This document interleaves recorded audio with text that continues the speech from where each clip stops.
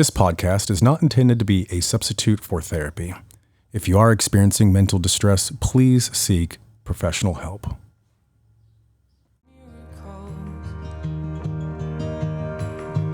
We are all symbol miracles. Welcome to the Wellness Project Podcast. I am your host, Wilson. Each episode aims to bring mental health awareness through exploring psychoeducation, scholarly literature, professional interviews, and the personal stories of people's journey to mental wellness. So, with that said, let's get started. So go line your pockets with anything gold. 'Cause what good is a conscience if it can't be sold? And we are all simple miracles. Hello? Yes, hi. How's it going? Hi. I'm okay. How are you? Oh, just chilling on a cold Sunday, right? Yes, but the sun is out and I feel like it's getting warmer. At least it feels warmer out today than it has been. Absolutely. So- Yeah. I kind of like noticed that myself. Yesterday was freezing. Just absolutely It freezing. was. That wind was horrid yesterday. That's just typical Ohio weather, right? Yes, Yeah. bipolar. Right. Yes. It is definitely known as bipolar weather here. So, well, thank you for coming on the podcast. Really like the theme of these podcasts are just to give people an opportunity to share their journey in regards to mental wellness and to hopefully be a source of inspiration for the audience, right?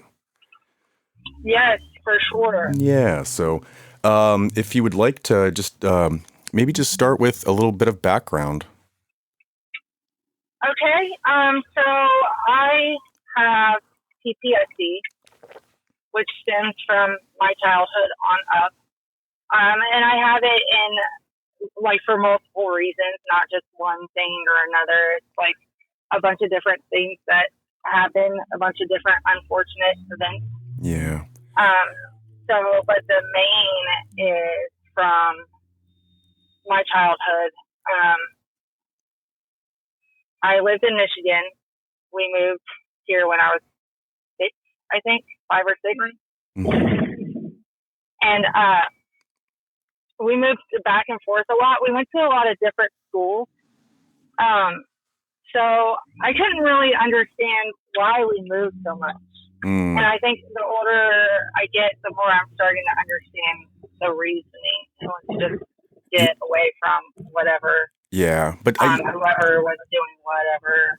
Yeah, it's always interesting though. I mean, like for me growing up in the same house and, going from grade school in the same school district, I just don't think that parents realize like how difficult that is on kids to move a lot. Yes. Mm-hmm. I actually live in a different district than the school that my kids go to for that reason. Yeah. So I had them open enrolled and they go to a different district from where we live. Just to keep that consistency. Yeah, Yeah. because we moved out of that district. Yep. So, Yeah. but we still live in the same county, so I was able to open enroll them. Gotcha. So so as early as you can really remember, just moving around a lot too. Yeah, we moved around a lot. I went through a very abusive childhood. My stepdad was very mean. He was also handicapped, so he walked with like a limp, Mm-hmm. and he had cerebral palsy. And so I always tried to run away, but I could never get away. Mm. And we were raised very different. Like I was the redheaded stepchild. Like I was treated probably the worst. My sister was also beaten a lot, but she was treated more like she was treated more like an actual daughter, I guess. Mm-hmm. So there was that too. And then my brother was the actual biological son of my stepdad. So he was the abuser. And then as I got older, the physical and mental turned into sexual abuse. At about And like what age? I think it was 12 or 13. Yeah. And no, like no one in that, like your mom or no one really said anything or even knew or. Yeah, they nobody knew. My mom worked overnight, and so she had no idea. Because he was handicapped, he would always call us into his room every night to either rub his back or his feet or something like that. We had to clean his feet. All hours of the night. And then we would have to get up and go to school. Yeah. And we went to work with him. We had 3 paper routes. Like I could never, I flunked out of school. I could never function. This went on every single night. This man tried to hold me down. This man he never actually got to the point of getting me, naked and raping me, but he got to the point of trying to. He was trying very hard, and I fought him. I fought very hard. And I would just, go back to my room and cry myself to sleep. Jeez. And this happened every night for years. It went on for years. So finally, when I turned 17, that was also around the same time I dropped out of high school. I finally went to the police. Okay. A couple of friends of mine that I worked with at Wendy's, they told me about what happened to them, and then they told me, here, this guy will help you, because he came in to eat, and it was a detective. So when you were 17, you actually opened up to some coworkers and yeah. Okay. And they told me, here, because one of my coworkers had went through the same thing, but it was her biological dad, and it was her and her sister. And she said that they helped them a lot or whatever. So I'm like, well, maybe he can help me. Yeah, he came in to eat that day. Wow. I mean, talk about like fate, right? So like the same day that you opened up to your coworkers, this detective just happened to come in. Yeah. Jeez. Wow. Yep. Yeah. So, I went and talked to the detective. Mm-hmm. Because I have PTSD so bad, trying to remember all of the details and the times and the dates and all of that was really difficult. Also, it was a male, so it was really hard to explain this to another male. It was very uncomfortable. I was 17 at the time. I was trying to write down statements and do all the things that they were asking me to do. I've never actually dealt with the police or children's services or anything. I think that's why we kept moving so much. Yeah. To be honest. But so I finally went to the police. I felt like I was interrogated. Yeah, that's like the thing that people don't understand is how vulnerable someone is going to report abuse. And it's, there is this place that it's called the Childhood Abuse Prevention Center or something like that. Yeah. And what they do, which I think is really helpful, is sort of like a one-stop shop. And I'm probably saying the agency's name incorrectly. Maybe in the podcast I'll have to put the right one, but they have like rooms with cameras and like the person knows that they're going into that, but then they only have to tell their story like one time. You know what I mean? So that way Yeah. they're not having to vicariously live through that same trauma over. And, but yeah, go ahead. Yeah, it sucked because all those memories that I was trying to explain to them at that time, I couldn't remember because I blocked most of it out. I was just telling them, hey, this is happening to me. I need you to do something about it. But then they're like, well, I need the details. And I'm like, I can't give you that. Yeah. And you were 17, you were by yourself. Like, did you have to go back a couple of times to talk to the detectives? And Yeah, actually, they told my mom she had a choice, either me or him. So this was in June or July. I had just turned 17 that May. And so, of course, my mom chose him. I had to leave my home. I couldn't do anything because I was not legally emancipated. So I couldn't sign myself into my own apartment. I couldn't, I didn't have my Social Security, my birth certificate. I couldn't do anything. yeah. I couldn't sign myself into a shelter, nothing. I ended up staying with a couple friends. That didn't work out. Were you assigned? Mom ended up, Like, were you like assigned like a caseworker to help you? yeah, I was assigned a caseworker, I think, but the caseworker, like, they told my mom to make a choice. She made her choice. Then I never heard anything for months. Wow. So I'm on the street. I ended up staying with a 25-year-old man who sold me to his 32-year-old roommate for rent. I've told this story so many times I can't even cry about it anymore.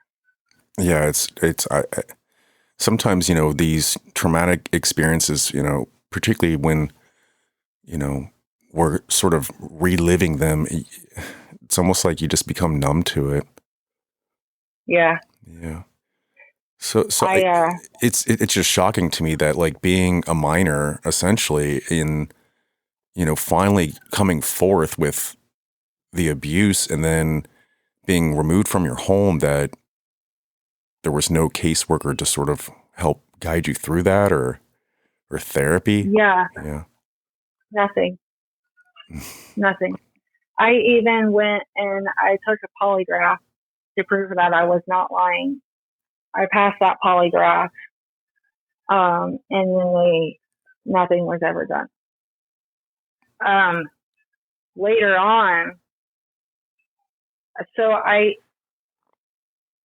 called my mom because I had been getting raped by my boyfriend's roommate, and drugged every night. And so I called my mom, and she's like, well, if you drop the charges, you can come home. Jesus. So I had to call and drop the charges. And then we just pretended nothing ever happened. It never happened. And then, so, I tried to let bygones be bygones, and I, tried to forgive him. And we ended up being really close, actually, for a long time, like throughout my 20s. And then when I had my daughter, as she got older, because she looks exactly like me. I have two kids. I have a 14-year-old and a 12-year-old. And as she got older, and as I started taking better care of myself, and I had my, this life-threatening situation happen, so I decided to take better care of myself. And I started going to the gym and working on me. Mm-hmm. And as I'm going to the gym, I was doing face pulls, I think. And I was 6 months into it. I had a personal trainer to help me because I just had a major abdominal surgery. I don't want to hurt myself. So I have a personal trainer helping me. And AC/DC comes on, which is like my stepdad's favorite band, right? Mm-hmm. So I'm sitting here doing these face pulls, and I'm pulling it's like a cable with a rope, and you pull it toward your face. And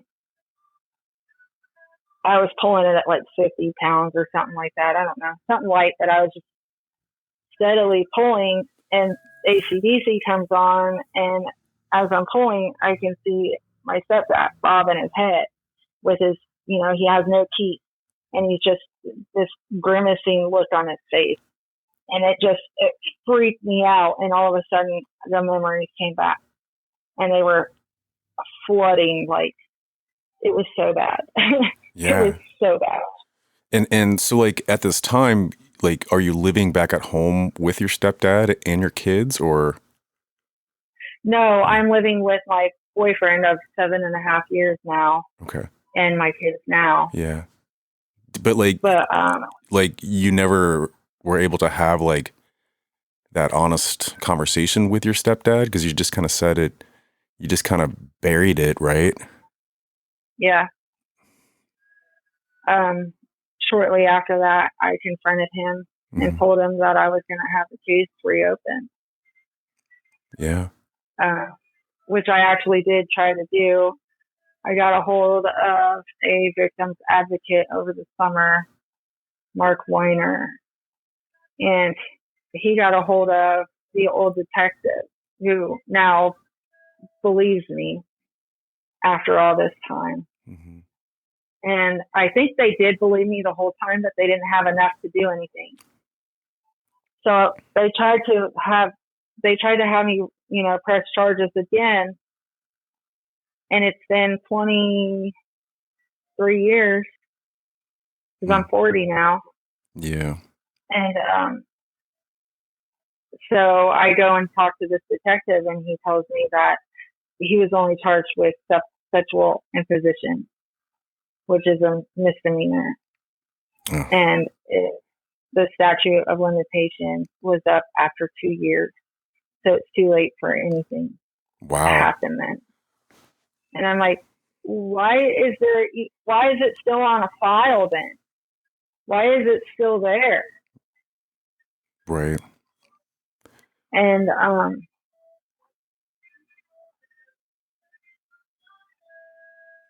like it just I felt so defeated. What so gosh, I mean, sort of like, living through that trauma and then kind of never getting closure through that, or sort of like, where are you at today? Now I'm just working on me. Now I'm in EMDR therapy. I'm trying to get through that successfully. The fact that I can talk about this without having the racing thoughts and crying hysterically and going through a whole, trigger episode type situation. That's a big deal. Yeah. So that definitely means that the therapy is definitely helping. And like, how long have you been in therapy? What's sort of like, what's been your, how do I put this? Because like, people I think have a misconception of what therapy is, and it's so uniquely different for each person. But like, what's that experience been like for you? Were you nervous at first, or just give me a little bit of background? Well, I've always been nervous to go to therapy because of I've had, my own dealings with children's services in the past. I've always been nervous to do anything that's like government affiliated. Yeah. Where if I tell them something, they could report it and it could count against me. But I've always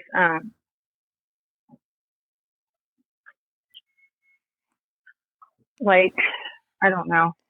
I was kind of hesitant. Yeah. And then my sister and I had this conversation over the summer about my mental health. And I promised her that I would go to therapy. So I did. And I've been in there since like September, I think. okay. And do you like your therapist? Like, I guess, like, how did that relationship sort of, like, there's this thing called a therapeutic rapport, you know, and it's uniquely special between you and your therapist. And was that a slow process? No, I liked my therapist right away. He is like, because I'm like really into like spiritual, like nature type stuff. Mm-hmm. And like that, I believe that certain animals symbolize certain things. Mm-hmm. So I bought this book about it called Animal Speaks, and it's about the different types of wildlife animals that you come across them. This is what it means, or whatever. Yeah. And so he happened to have that book, and I'm like, wow, okay, so that was the start of me and my therapist. Aw. Yeah. Yeah. And you know, people think that they go to a therapist for advice. Does your therapist give you advice, or do they actively listen to you? Both. He actively listens and he gives me advice, and he lets me know when I'm being over dramatic and when I am actually being, you know, I have a valid reason to be upset about something. Mm-hmm. Yeah. How often do you go? I go every week. Yep. Yeah. Yeah. And you know, I just Sometimes, go ahead. go ahead. Sometimes I avoid EMDR. Sometimes I'll just talk through it. Yeah, yeah. So like EMDR, what does that stand for? I forget what it stands for, but it's like it's something to do with like rapid eye movement. Yep. It's kind of like hypnotism, but it's not. It's like you're kind of like stuck on that particular memory for a little while. Yeah, but you're not like asleep or anything. Right. It's a specialized training. And just looking it up just to make sure I get it right. So it's eye movement desensitization and reprocessing. Yes. It's a method involving moving your eyes a specific way while processing traumatic memories. EMDR's goal is to help you heal from trauma or other distressing life experiences. It's a specialized training that that therapists can go through. So, but yeah, I think it's probably good to have, you know, a balance between, you know, EMDR and then sort of traditional talk therapy too. So. Yeah, sometimes it can be a little much. It has a physical impact on me at times, so I have to take a break from it for a little while. Yeah. And then I'll do another EMDR session, and then I'll take a break for a little while. Yeah. Like I do EMDR once a month or something. Yeah. That's like it's just enough to not bring me down completely. Mm-hmm. Well, it's sort of like rewiring, you know, your thought processes to cope through what I would describe as chronic post-traumatic stress. You know, there's like acute post-traumatic stress, you know, witnessing a car accident or, you know, one situation where for you it's kind of lumped into a bunch of experiences. Yeah. Yeah. Yeah. One thing after the other.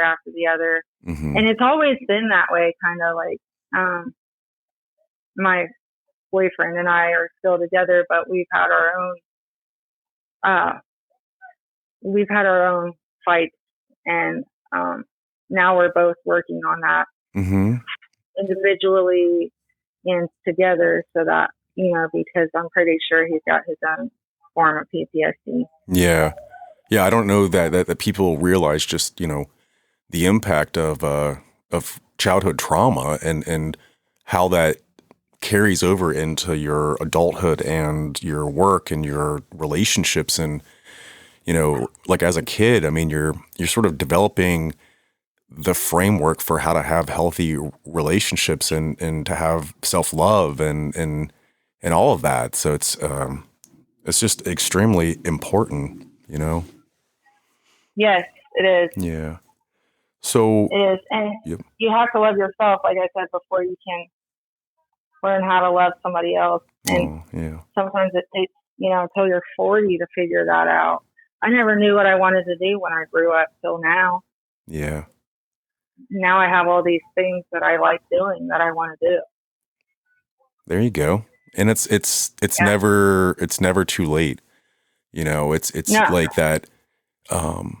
The idea of learning how to love yourself and to begin that journey. It feels good. Yeah. Yeah. It starts with putting your mind to it. You have to do it though. You have to do it, and you have to stay consistent, and you have to stop making excuses, and you just have to do it. Mm-hmm. There's this wall there's this frame, Mm-hmm. and on the wall they have all these like quotes all over the place. Yeah. And one of them says, "Rest in peace to your excuses," and I love that. Oh, yeah.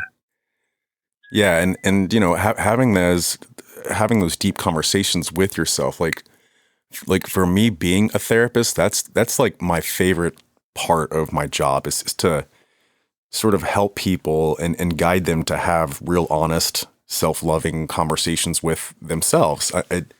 It sounds weird, but it's so powerful, and I don't think we do that enough, Yeah, for sure. So, yep. So I just want to throw out there that, the gym itself was awesome healing therapy, but it made me kind of crazy because all those memories were like all over the place. Like everywhere I went, it was so bad. Mm. I finally started learning how to, when I'm that's when I need to go. But I also had to, because trauma is stored in the body. So you're literally releasing all those toxins when you're working out. And, but you have to go to therapy too. Like you have to, because it can get scary. It can get really scary. Yeah. Yeah. Because, I like, it seems silly, but, a lot of folks will sort of, go for a walk or focus really heavy on their physical health. And that's great, but it doesn't address the mind and how the mind is thinking. You know what I mean? So, right. It's great to go on a treadmill and to, put in like an hour, but what are you doing with your mind? You're thinking about all of these things too. So it's definitely you got to have somebody to talk to you about it, because your friends are going to be like, whoa, dude, that's a lot. Like, that's a bit much. Like, you're going to bring them down with your trauma, so. Well, yeah, I mean, and it's good to talk to friends, but like, they're not trained, and that's what I think is so special about the therapeutic relationship is, your therapist is hopefully a empathetic, neutral, non-judgmental, trained professional, that you can talk these things out with. Right. Yeah. Yeah. Right. So self-care has been a big source of strength for you. What's another one? Self-care, my kids. Mm-hmm. I like to take pictures. I like to watch the sunset. And I like to watch it come out. Yeah, just being like outdoors. And I think it's a trauma thing. I don't know if photography is related to. I'm starting to notice like other women who have trauma like me. There's certain things that they're more skilled at than others, maybe. Well, there's something. Photography being one of them. Yeah, I mean, there's something beautiful about a picture. It's what's that saying? A picture is worth 1,000 words, right?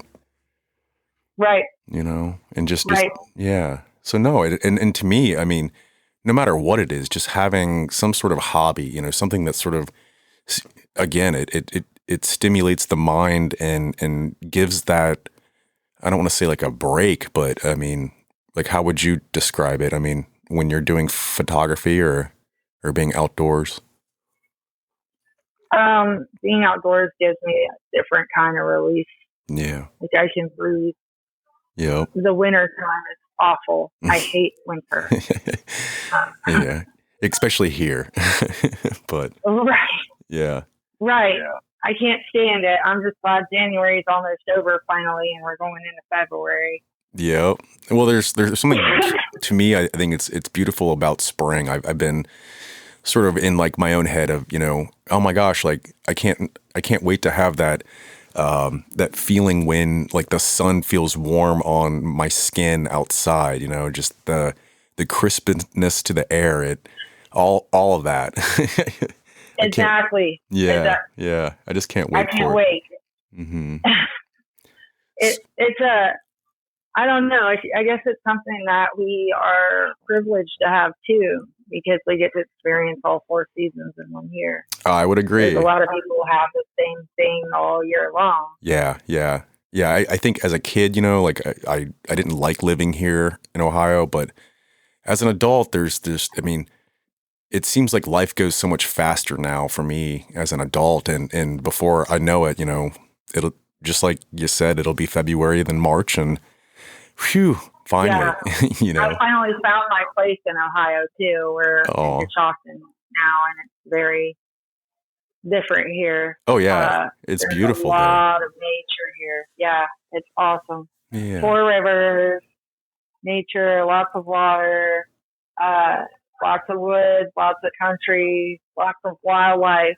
Yeah, plenty of room to run around outside. And so so you said that your kids are a source of strength for you. What's that like, how has that impacted, I guess, your own mental health journey, sort of raising them? And they kept me alive. Yeah. I swear, if it wasn't for them, I wouldn't be here today. Because like I said, I was in the hospital in 2019 for ulcers. I had bleeding ulcers. I was in bad shape though. Like I had to have 7 blood transfusions and major surgery. I had a feeding tube. I was in ICU in critical condition. So I was in bad shape, and I couldn't imagine my kids having to live their life without their mom. Mm-hmm. I can't imagine me having to live my life without my mom. My mom and I have our issues, but at the end of the day, she's still my mom, and I still love my mom. And yeah, they're so young, and that's what kept me alive. I think that gave me the strength to stay alive. Yeah, and having that, sort of getting to rewrite, or I wouldn't say rewrite, but to write your own chapter as a mother and raising kids, and Yes, and breaking that cycle. Yep. That cycle is a nightmare, and it's really hard to. Sometimes you hear your mother come out of your own mouth, and you're like, "Oh God, no, Yeah. Where did that come from?" Like you got to really work on stuff. You do, and I would imagine, from your own childhood to being, a mother now, and putting in that hard work with, your physical health and therapy, that you're probably more aware of those pitfalls, or, repeating the cycle, and to catch yourself, right? Yeah. Yes. I've had some episodes where my daughter, she made me so mad. And this was also during the time so my daughter was around 12 when I started going she was 10 or 11. No, she was 10 when I started going to the gym. Mm-hmm. And then she was going into 11, which was around the same age I was when the sexual stuff started. So I started, every time I would look at her, I would see myself, and I would start to have like flashbacks. Mm-hmm. It was awful. There were times I felt like I was running away from my own child all the time because I was just, you know, in my own head all the time. So I was just like, you know, she was always wanting to do her thing, and I was just like letting her because I'm just like, whatever. I don't care, you know. Yeah. So just her age and her presence was just bringing up, all of that past trauma. Yeah. Yeah. Yeah. And then I was listening to another podcast or something, and I found out that was actually common. So then I started listening to other podcasts that other women were having some of the same experiences that I was. For example, the repressed memories. Yeah. And Like has your therapist brought up this term called transference before? Have you heard of that? no, Yeah, so no. there's transference and then there's counter transference. So one of the things that therapists themselves have to keep in check is, because we are human too, but whatever past experiences, traumatically that we've, or gosh, how do I say that? If I have had past traumatic experiences, right, and I'm working with someone and they have had a similar experience, I can go into what's called transference and be re-triggered by that. So it's Yes. yeah, and then counter transference is kind of the opposite, but it's like me hearing over and over and over again other people's traumatic experiences, and then I start to internalize that too. So it's Right. but I mean, you don't have to be a therapist to experience that. In fact, when you were mentioning when your daughter was around the same age, yeah, that's called transference. You're sort of re-experiencing that. So it's just something to be mindful of. Okay. You know. Okay. Yeah. It's good to know that there's an actual name for that. Yep. Yeah. And it's sneaky, like you don't know you're in it until your mind is sort of in it. Yeah. You know. And like I said, it's a really scary place to be when you're trying to run away from your own memories. And they're not like just bad dreams. These are things that actually happen. Yeah, yeah. And you have to, it's important to be present. It's you don't want to, and I think that's where people get kind of mixed up when we talk about, meditation or mindfulness. It's not the whole, cross your legs and burn an incense and close your eyes with your fingers out. It's being present in the moment. Yeah. You're certainly not defined by your past, and you don't know the future. It's about being presently in the moment, which it takes a lot of focus. It's not easy to do. No, it's not. Yeah. I feel like I've spent my whole life trying to run away from my trauma rather than facing it. And I had to sit with it and I had to face it, because everyone I've talked to about these situations, they're like, "Oh, I've already dealt with it." And I'm like, "Okay, well, one of these days your memories are going to come back to haunt you, and I'll be here when it happens." But I'm just saying, you have not faced it yet. Yeah. It's not, it's easy to say it, but it's difficult to do it and to practice it every single day, Yep. And that's what, like, Yep. I think, And you have to. Go ahead. You have to. You have to let it out at some point. Otherwise, it will continue. It will take your life over. In my opinion, this is how people become addicted to drugs, Mm-hmm. because they don't face it. They would rather shield it. Yeah. Or or just sort of, numb it and not face it. Right. right. Yeah. Drugs and alcohol are just horrible coping skills. They are. And my boyfriend's a recovering alcoholic. Yeah. He would be the better. And he's going on 10 years now sober. So, Oh, wow. Good for him. Yeah. Yeah. Yeah. We've both had our own, had to battle our own demons. over the years. So I think we're finally on the right track. Yeah. No, absolutely. Absolutely. Well, thank you for sharing your story. Is there like one last thing that you would like to kind of put out there?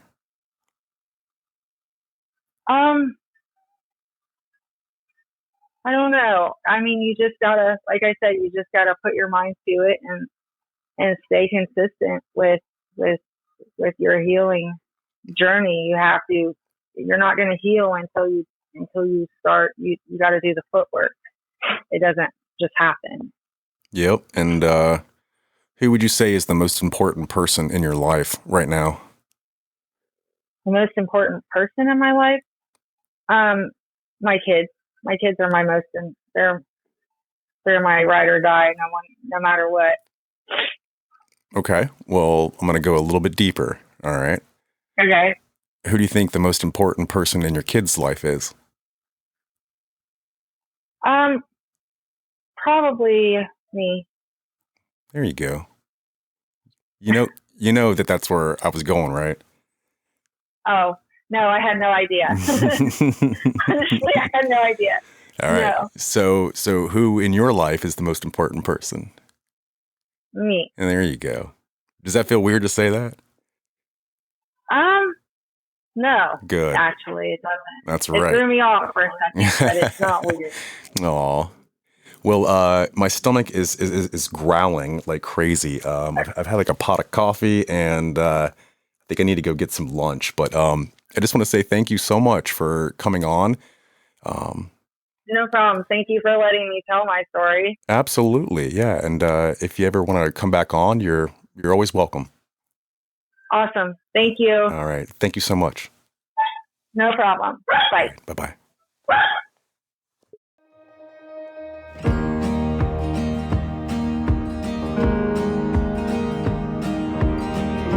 Hold each other close, walking in the rain. You were like a picture and I the frame. You were like the air and I a plane.